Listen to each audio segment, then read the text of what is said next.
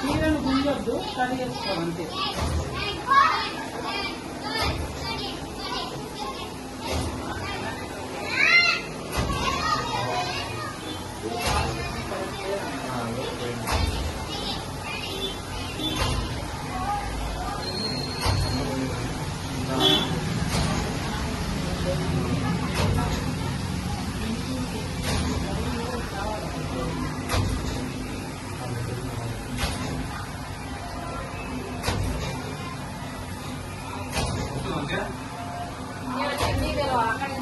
अब తగ్గిందంటే ఇలా అయిపోయింది కదా, అలా తగ్గింది బ్రేక్